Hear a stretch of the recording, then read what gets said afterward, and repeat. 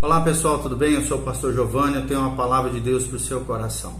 E hoje nós estamos falando sobre família. E o tema de hoje é os alvos de Deus para a esposa.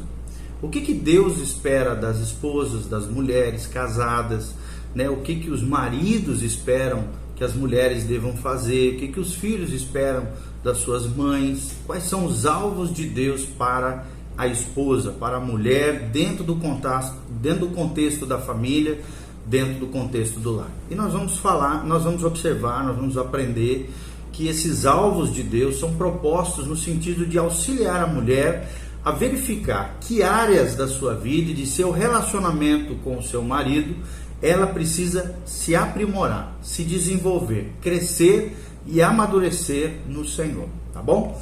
Então, qual é o primeiro princípio que nós vamos falar? E esse princípio está baseado em 1 Pedro 3,5. 1 Pedro 3,5, a palavra de Deus diz: este era o segredo da beleza das santas mulheres de outros tempos, ou seja, aqui dos tempos antigos, que confiavam em Deus e eram submissas aos seus maridos. Este era o grande segredo da beleza das santas mulheres de Deus. Então, qual é o princípio que nós aprendemos através desse texto bíblico?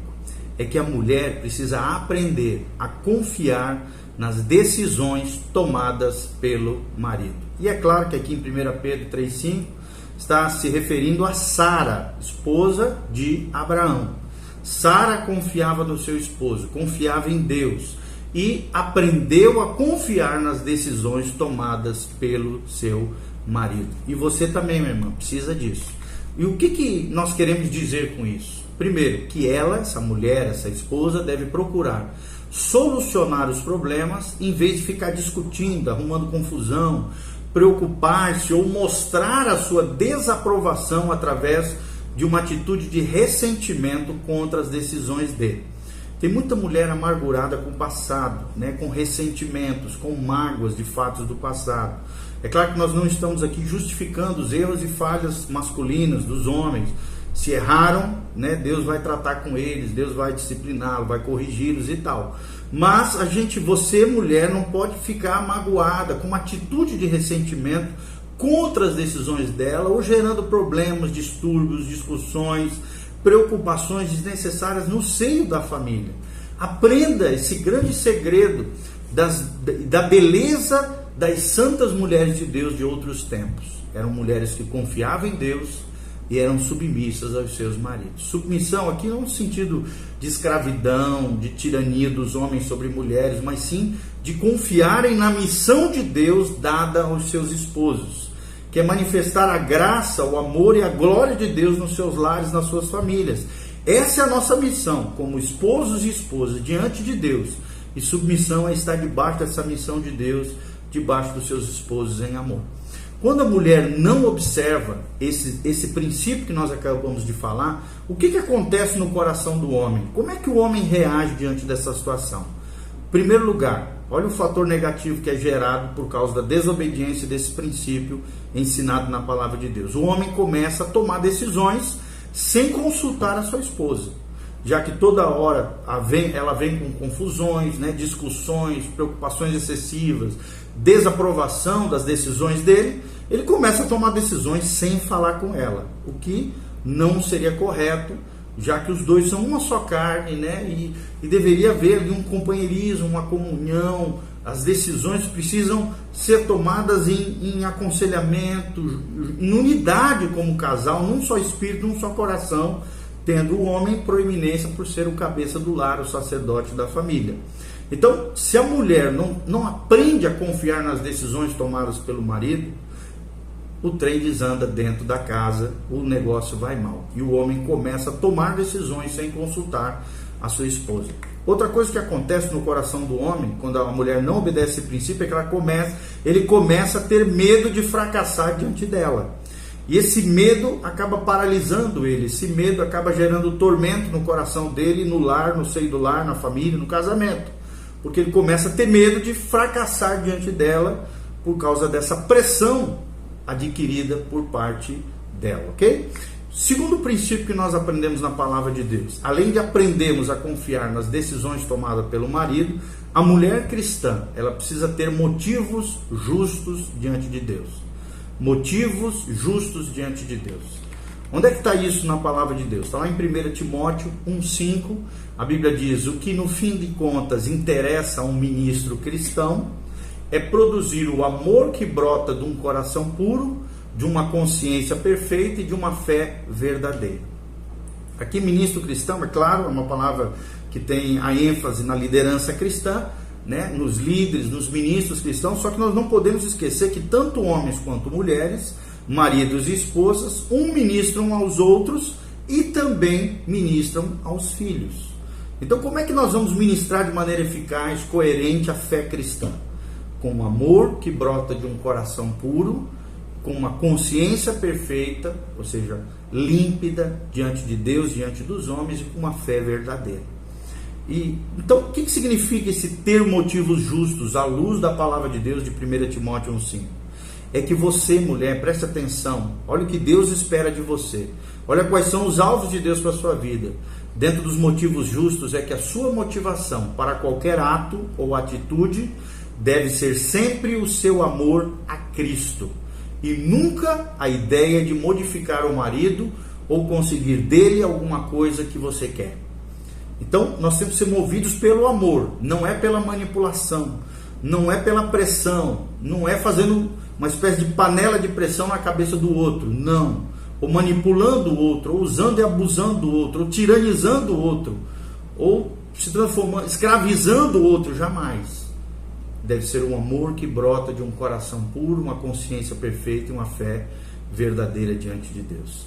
Se a mulher não aplica esse princípio de ter motivos justos na aproximação do marido, no trato com ele, na maneira como ela lida dentro do seio do lar, o homem vai se sentir como? Como é que ele vai se sentir quando a mulher não obedece esse princípio? O homem vai se sentir pressionado a fazer o que não deseja, com raiva da mulher, com ódio e ressentimento dela. E em segundo lugar, ele se ressente contra ela pela tentativa dela de modificá-lo ou tentar dirigi-lo, governá-lo, liderá-lo. E o homem detesta isso, se ira com isso. O homem não foi feito para isso. Então não faça isso, querido. Tenha motivos justos diante de Deus no trato com os seus filhos e no trato com o seu marido. Em terceiro lugar, terceiro princípio que aprendemos para que haja unidade no casamento, os alvos de Deus para as esposas cristãs. O terceiro princípio é reconhecer e valorizar as boas qualidades do marido. Reconheça e valorize as boas qualidades do seu marido. Todo ser humano tem coisas boas e coisas ruins. Nós precisamos aprender a maximizar as virtudes e qualidades do outro, do nosso cônjuge, e minimizar os defeitos e os problemas e erros que todo ser humano tem. Então, dar sempre mais atenção aos seus pontos positivos é o que Deus espera de você, mulher. Pela visualização também das suas características pessoais como sendo evidências do plano específico de Deus para a vida dele.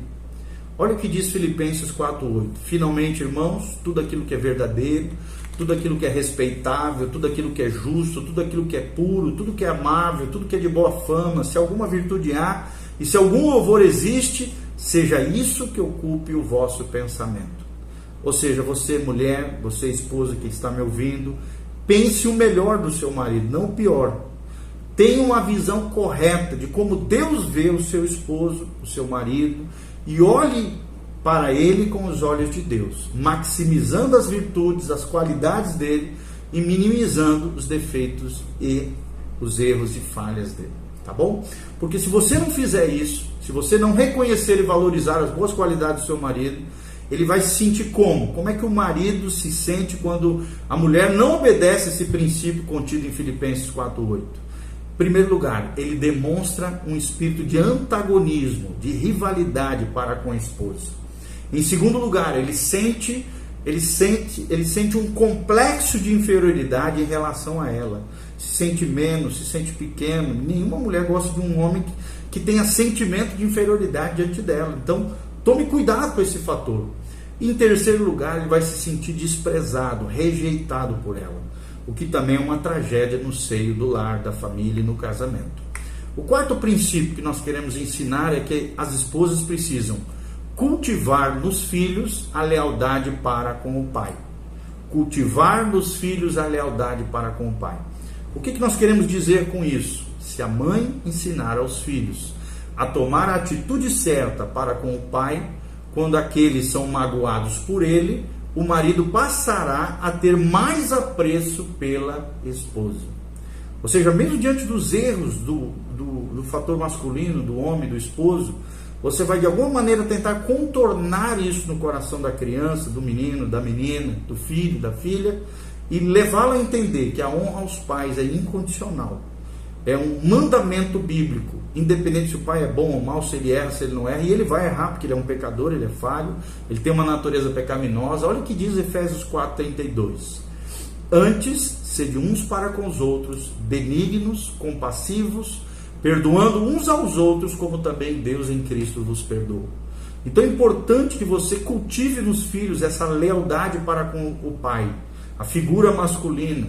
O pilar mestre da família é o homem, e a mulher é a coluna dorsal do lar, é auxiliadora idônea, aquela que está ao lado do marido para ajudá-lo na missão de Deus, que é promover o amor, a graça e a glória de Deus dentro do lar e da família. Promovendo no coração dos filhos benignidade, ou seja, fazer o bem, compassivos, pessoas pacientes, longânimas, perdoando-vos, ou seja, que tenha perdão sempre pronto, engatilhado no coração contra toda e qualquer ofensa ou erro alheio. Quando a mulher não pratica isso, cultivar nos filhos a lealdade para com o pai, o que surge no coração do marido, do esposo, do seu companheiro? Em primeiro lugar, ele perde a autoconfiança necessária para disciplinar os filhos. Ele perde a moral, ele é tão desonrado, tão desrespeitado pelos filhos e pela mulher, que ele perde a autoconfiança necessária para disciplinar os seus filhos. E aí vira um caos a família. Em segundo lugar, o seu relacionamento com a esposa fica estremecido quando ele não tem do seu lado uma companheira, alguém que é leal, fiel e auxiliadora do seu lado. Terceiro lugar, ele tenta de alguma maneira, por estar ferido, vingar-se dela, vingar-se às vezes até dos filhos, tomando partido, dos filhos contra as decisões da esposa. Ele acaba jogando os filhos contra a mãe. E as mães vingativas jogam os filhos contra o pai.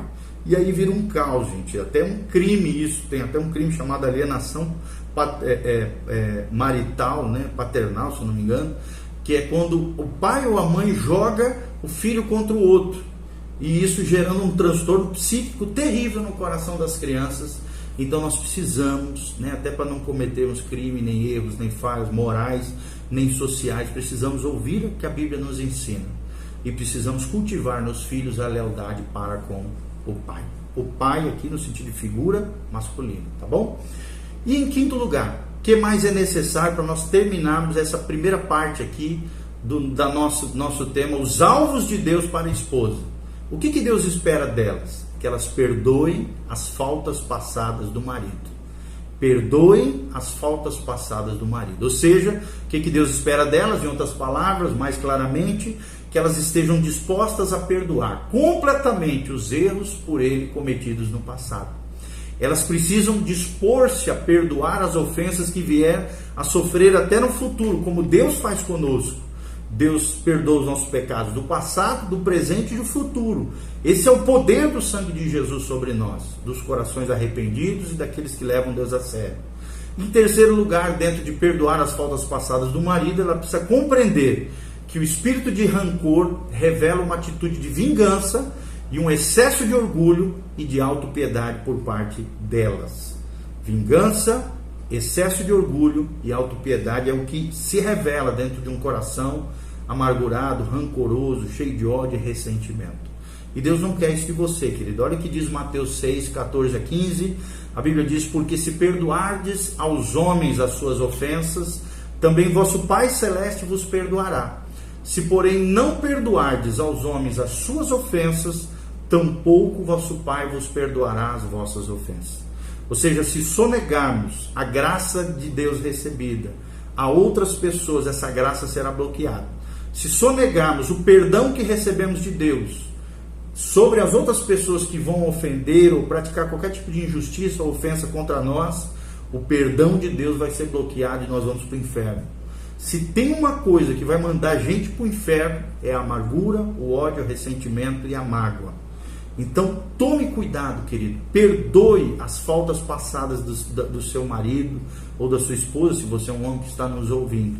Porque se você não fizer isso, como é que o coração do homem vai ficar se ela não obedecer esse princípio de perdoar as faltas passadas do marido? O homem começa a ignorá-la. Passa a ignorá-la. Em segundo lugar, ele começa a se irritar com facilidade. E aí vira uma tragédia o casamento e a família. Em terceiro lugar, ele se sente justificado em suas atitudes negativas e em suas ofensas à esposa. Quer dizer, o cara erra porque ela erra, e ela erra porque ele erra. E aí ninguém tem moral com nada, cada um fica se justificando através de erro contra erro. Um ferindo o outro, um ofendendo o outro, um machucando o outro. E ninguém tomando uma atitude madura, correta diante de Deus.